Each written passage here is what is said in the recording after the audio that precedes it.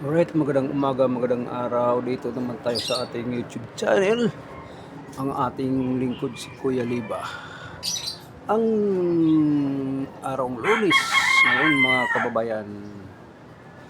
Oh, good morning sa lahat nating mga taga-subaybay dito sa ating YouTube channel. Nakapagkape na ba kayo? Pag-almusal na ba kayo? Ha? So, ang ating pag-usapan dito ay tungkol sa mga hindi magaganda pakinggan.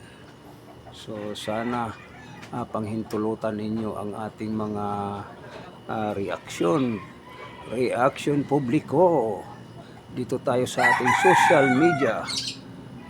Sana ang ating mga followers na shout out sa inyong lahat.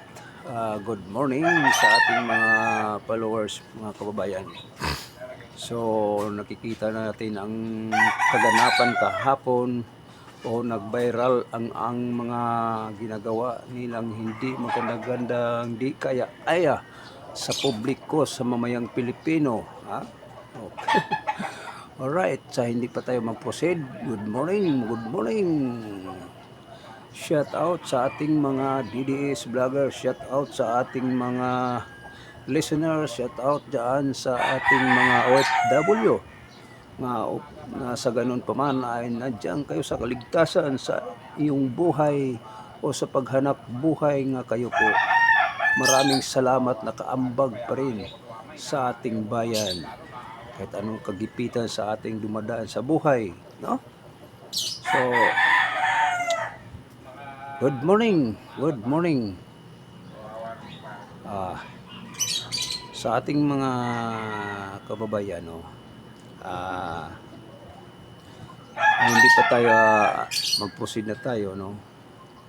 Ang maganda dito mga kababayan ay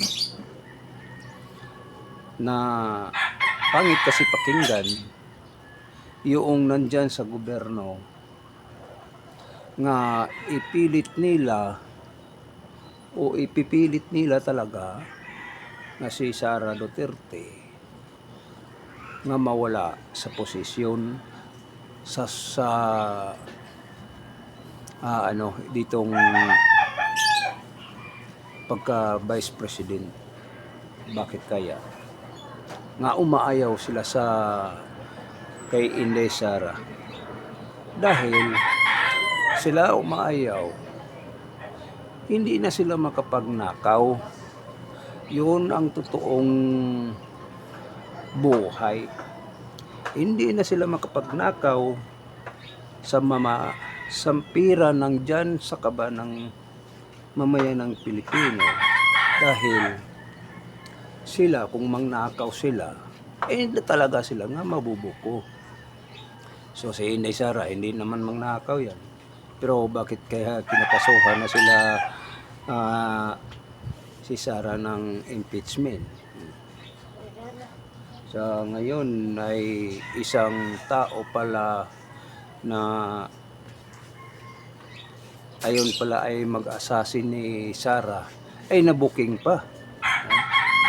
Nabubuking pa mga kababayan dito sa social media. Nag-viral. So ngayon, sila ba ay natutuwa? O sila ay nahihiya sa pagginagagawa nila, mga kababayan? So ngayon, dito, nandyan pa man sa kataas-taasang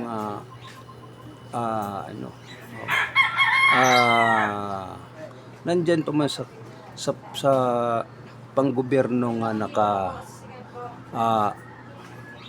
nagtrabaho, mataas pa mang katungkulin, pero sa ngayon ay naku po, nagpalabas naman ng mga hindi magaganda ang pagkababastos sa ating mga kababayan nga nandyan sa gobyerno nga nakapag sinasabi natin nga sila pala ang ating pinasahuran. Ang problema mga kababayan kay sila ay wala silang iniintindi. Wala silang utang na loob sa mamayang Pilipino. No? Sino ba ang nagpapasahod? Ang nagpapasahod mga kababayan, kung hindi tayong mamayang Pilipino. No? Isipin mo mga kababayan, ang tataas nga katungkulan. Grabe. Pagkatapos, yun ang nakasira sa anay ng nandyan sa panggobyerno. Paano ba ito?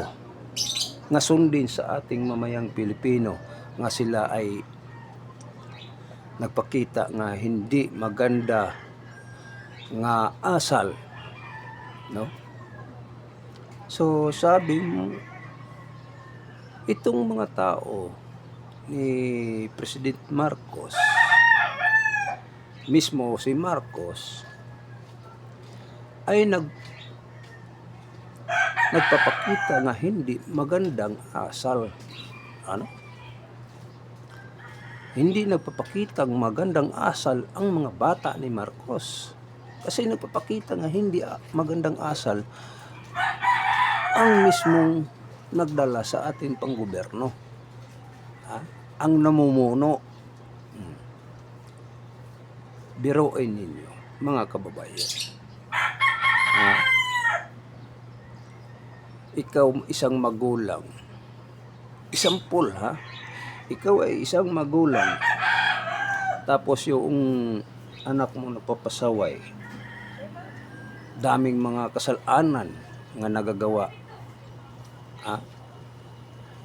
Tapos hinahayaan mo lang. Hindi mo pinapansin ang anak mo nga nakasala na sa bawat sa kapitbahay. So ngayon, anong gagawin mo? Nga hinayaan mo lang. Bilang ikaw ay isang magulang, konsentidor ka sa anak, o wala kang disiplina sa anak, mismo ikaw walang disiplina sa sarili. Tama ba? Mismo ikaw walang disiplina sa sarili. Bakit nasasabi natin to? Kagaya ni Presidente Marcos, walang disiplina sa sarili. Walang disiplina ang mga bata niya. So, ano bang pagkakaiba ito? Itong mga sinasabi ko, walang pagkakaiba, mga kababayan. Nagits ninyo. Dahil, kapag ikaw ay disiplinado, bilang isang magulang, disiplinado rin mga anak. Diba? So, ganun din. Dito naman tayo sa kay Duterte. Si Duterte, disiplinadong pagkatao. So, anong ginagawa sa mga anak? Disiplinado rin. Sumusunod ang mga anak sa tamang asal. Pero kung hindi ka disiplinado bilang magulang, walang susunod. Diba? Ngayon, kapag ikaw ay hindi disiplinado, kagaya dito sa ating Pangulo, nga nakaw doon, sabi nila, build ng project, walang katapusan, walang nakikitang natatapos, puro puro haka-haka, no? So, ang resulta, flood control, wala namang ayun, ang pera pa lang ng mamayang Pilipino ay kinokontrol. Ang mamayang Pilipino, ang pera mo ay kinokontrol. So, paano ka respetuhin? Ikaw mismo walang respeto sa mamayang Pilipino. O ngayon, kaya wala kang respeto, walang respeto ang mga bata mo. Yun ang sinusunod ng mga bata mo. Nandyan pa man sa kataas-taasang posisyon. Abay. Hindi maganda, mga kababayan, kung yaan ang ating papatuloy. Kasi nakakatakot. No? Nakakatakot, mga kababayan. Kung yun ang magpapatuloy. Diba? So, nakakatakot. Maraming nasagasaan na agency. Maraming nasagasaan na agency. Gahapon, no, pinakinggan ko lang ang grabe. Nananakot pa. Nananakot pa. Aba, yun ba ang turo sa nandyan sa bilang ikay nag-aaral sa kolehiyo na valedictorian, ikaw ka na sa pagka nakatapos ka na sa pinag-aralan, tapos ang binalik mo sa mga mamayang Pilipino, ganun. Nakabastos, di ba ang tawag yan ni Sir Panelo pa, ay walang mga kwenta mga tao, sabi ni Sir Panelo, di ba? Kasi kung may kwenta pang mga kababayan, hindi ganun, di ba? So, walang imbes kay sila ang sundin natin, kasi sila ang nilagay natin, paano tayo susunod? Ang tapang. Di ba, mga kababayan? Ang tapang, mga kababayan. So good morning sa ating lahat, good morning dyan sa ating nakasubaybay sa ating mga ina-upload dyan, nagko-comment. Shout out pala kay Sir Panelo. Tama ka, Sir Panelo, mga sinasabi mo. Paano sundin ang na nandyan nakaupo sa gobyerno kung balagbag ang utak? Di naman, paano sundin yun? Kaya nga maraming nagagalit sa kanila na wala naman sa hulog. Sabi ni Sir Panelo, wala sa hulog. Kung nandyan pa sa hulog, hindi nila nila si si Duterte sa daig. Talagang sinasadya nila, mga kalukuluko nila, mga kalokohan nila, mga kababayan. So, dapat, mga kababayan, ito ang masasabi natin sa ating mamayang Pilipino, o dyan hanay sa itong taong medyo nakakatakot. Nakakatakot talaga. Mabuti pa, alisin nyo yan, tanggalan yung posisyon para back to civilian siya. Hindi na nakasira sa mga kasama niya, na nakapangdamay sa mga kasama nga naglilingkod sa katotohanan, nang dadamay, di ba? So, maraming mga mabait dyan nga nandyan sa gobyerno, yung iba ngayon nadamay sa kalokohan na yun. Di ba, mga kababayan? Agree ba kayo? Dahil itong mama na ito, di natin tayo magpapangalan. Itong mama na ito, grabe ka sensitive ng utak.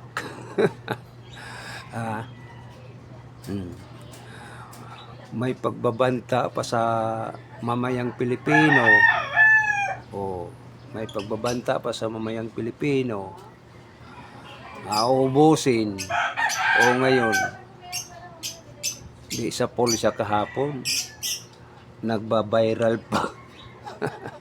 Yun sigurong tinuturo ng magulang niya. Magtatapang-tapangan ka. So anong nangyari? Di nadadamay ang mga ihensya ng gobyerno sa kalokohan mo. Ha? Taas pa man katungkulin, sinayangan mo. Sa bagay, kami naman nagpasahod sa iyo. Dapat wala ka na sa posisyon mo dyan. Ha? Mga kababayan, dapat wala na sa posisyon yan. Tanggalan ng posisyon yan. Ha? Hindi dapat pamarihasan yan. Ha? Kasi kung pamarihasan yan ay lahat na. Walang matitira. Puros mga bugok. Ha? Puros bugok. Yung itlog dito, mabugok ka. Di na magpisa. Ha? Kahit anong limlim ng inahin, eh di na magawa ng sisiyo. Kasi bugok eh. Ha? Eh ngayon, yan, nang dadamay sa mga nandyan sa gobyerno, nang damay, eh tanggalan ng posisyon yan. Para back to normal ay civilian. Ha? Kasi nakakatakot mga kababayan. Kasi ay ito na sa malakas ang asal. Ha? Malakas ang asal. Napapakita pa yung kasamahan niya sa ay ang kapal ng pera. Ha? Talagang bangag din eh. So, mga kababayan, dapat hindi ito pamarihasan. Tanggalan ng posisyon. O ngayon, pag wala na sa posisyon yan, magbabait-baitan naman yan. Diba? Ganun yan. Magpabait-baitan hanggang may maawa, babalik naman sa posisyon. Isipin mo, siya ang berdugo. Siya ang katiwala nga berdugo. Uubusin niya ang lahat ng nandyan sa gobyerno ni Sara Duterte. Pati si Sara, malamang sa lamang ay huhulihin din. Diba mga kababayan? Huhulihin din. Kaya nandiyan sa gobyerno, sila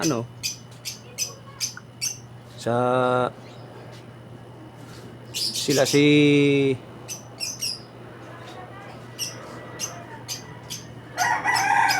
yung singiwi, atat sila sa pag-impeach ni Inday Sara. Kaya nga sabi ni Sir Panilo, sayo na ang bit. Hawak niya yung bit. Huwag niyong bibitawan. Diba mga kababayan?